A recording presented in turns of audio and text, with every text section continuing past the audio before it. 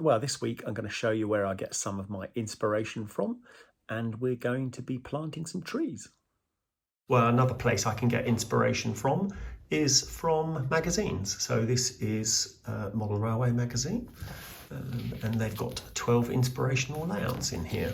So we can open it up and we can start to see what other people have done with their layouts. I mean, this is amazing. Look how they've done all the coal and the grass here. It looks almost real, doesn't it? It doesn't even look like a model railway. So see down here, they've got some lichen and various sort of painted the rails here. And this isn't even a very big layout, actually. It's quite a small one.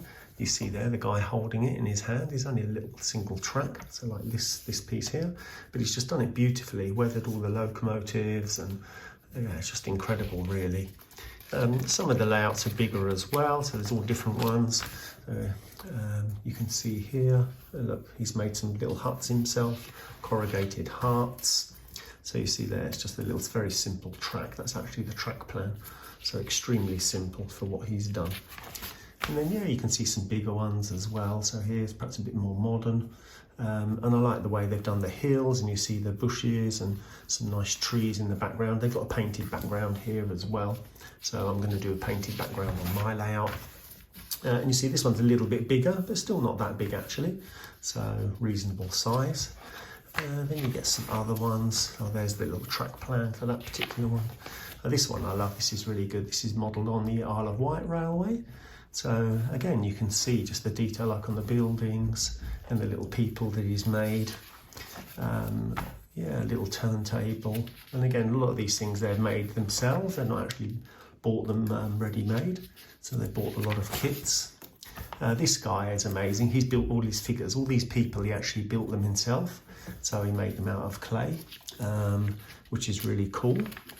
I like the way they've done the grass here as well. So it looks a bit sort of messy, so rather than too clean.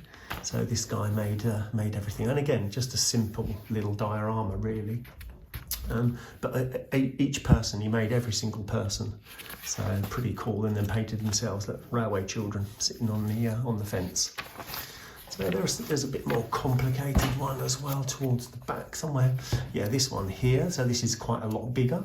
And again, there's a lot more sort of buildings and scenes. So there's a lot more space. You see they put a lot more houses and things in here. Cars, bridges, rivers, canal boat. So yeah, pretty cool. And this guy is sort of mainly underground type thing. But anyway, it's good to be able to get inspiration from other sources. Also from exhibitions. Well, here's the Club 00 layout.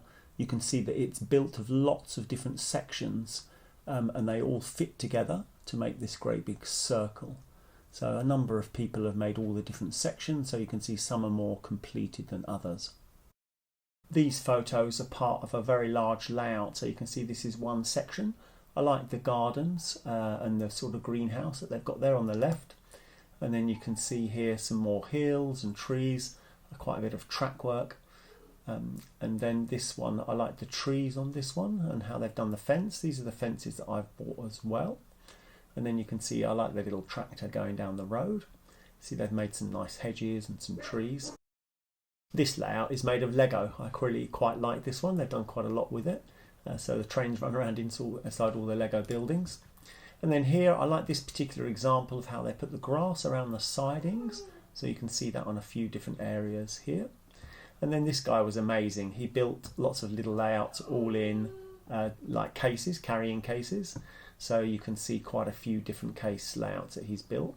So I think this is something that I would like to do next as well. Build smaller layouts, but in these little boxes and cases that it's easy to carry them around and finish them quickly.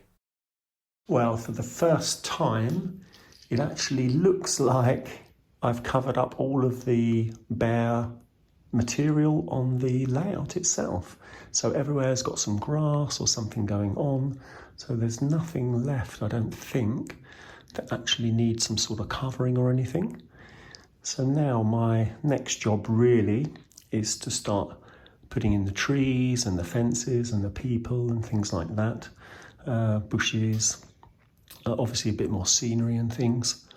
But as you see, yeah, the whole layout really is has got some coverage everywhere. So I'm quite pleased about that. It's actually the first time I've sat down and noticed that. So obviously, yeah, still more work to do, but it actually looks like a sort of a vaguely completed model railway. So next job's to come, but yeah, I'm happy with how it looks so far. Obviously, there are always things that we want to change, but I am very pleased with the progress. Well, I'm going to start putting in some of the pine trees. So I've sorted them into order. So at this end are the biggest ones, going down to right at the other end is the small one. So you can see, so the little ones, the smaller ones, I'm going to put at the back of the scenery so that they look, so they look like a perspective. When you see things in the distance, they look smaller, and the bigger ones we'll put near the front. So that's the idea anyway. So I'm going to start drilling some holes and putting them in the layout. So I'm going to start by putting some of the trees up on the top here, and then I'll just put the bigger ones down the front. So I'm a little bit nervous about starting to drill holes in my layout to put these trees in, but I'm going to have to do it at some point, so we will start now.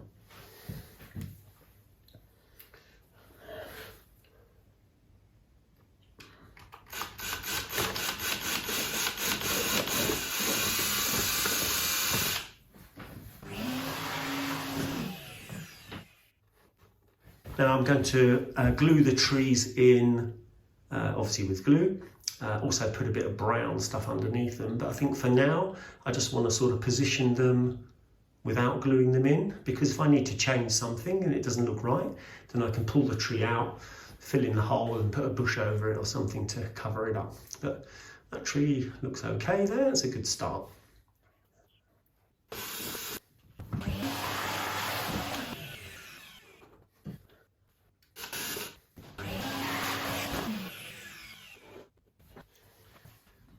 Well, a little tip I learned from somebody else is you get yourself down to the same level as the railway and then take a look and see what it looks like. So we can see those trees actually look okay at this side from this level. You can see they're sort of bunched together nicely. So trees in threes is a good idea always. So never normally put a tree on its own, but trees in threes. I'm probably going to put another one just in front of that Nissen hut as well, and then we'll start working our way down the big bank.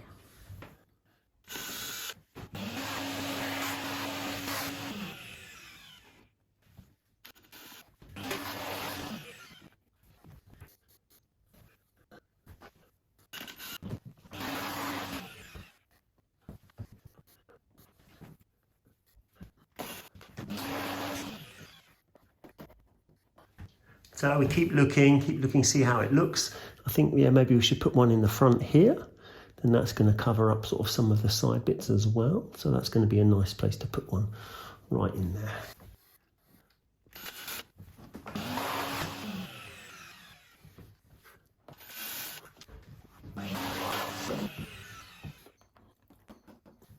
Again, we take another look from a different angle and see, how it looks.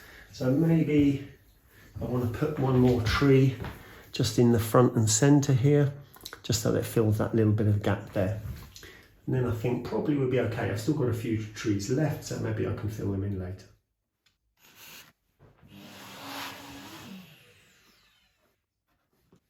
Well, you see, that didn't take terribly long to put our forest in place. Obviously, we spent a lot of time preparing all those trees and making all the trees. I'm going to put some sort of brown coverage underneath the trees and then glue them back in, a little bit of PVA glue, but I'll leave them for now. At least they're in place, they're not going to go anywhere. But obviously there's some sort of white plaster that's showing through in a few places, so I need to tidy that up with some brown. But very pleased with how my forest looks going up the mountain to the army camp. Well, I found a couple more trees in the box. So I made a tree line going all the way from the top, all the way down. So we've got a constant tree line going down. So that works out okay. I'm quite pleased with the result. And there's the overhead view. You can see roughly where I've positioned all of those trees, all going all the way down the hill. Now I think our pillbox needs a little tree, so I can put a tree in front of that. So I'm just going to drill a hole about in the right place. And we're there. Let me just see how he fits.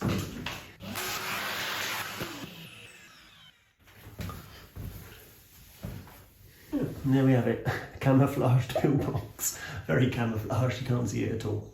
Not from this angle.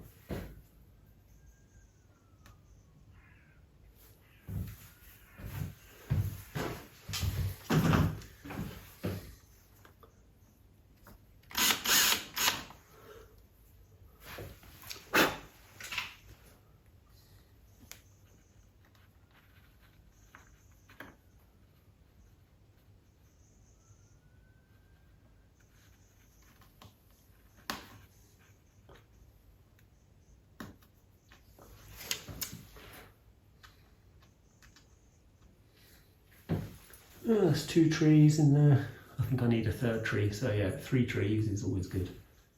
There you see, I've got my 3rd tree in front of that little pillbox. So that's quite cool. I've sort of covered up the pillbox a bit. So it's an army one, so they're supposed to be sort of hidden a little bit. I can put some bushes around there as well to make that a little bit sort of green around that area. This other pillbox at the back probably needs another tree or 2 around it as well. So we'll put some of those in and see how they look. So you see here I've added in 1, 2, 3 trees just around that little pillbox. So I've drilled a little hole in here for a tree that I'm going to be planting. So here's my tree. Now this one I'm going to glue in. So I am going to put some glue down. I'm going to put on some brown coverage, and then I am going to plant the tree. So you see I put a couple of drops of glue, brush it around. So we can put some brown coverage down. I'll get my brown.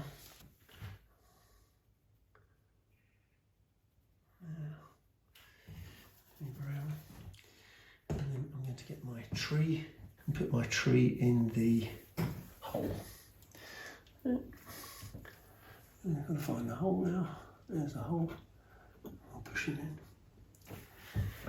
And there he goes. 1 tree. I'll check how it looks. Maybe turn him round. I don't know. I like it. I think I like it that way. That one's quite nice that way round.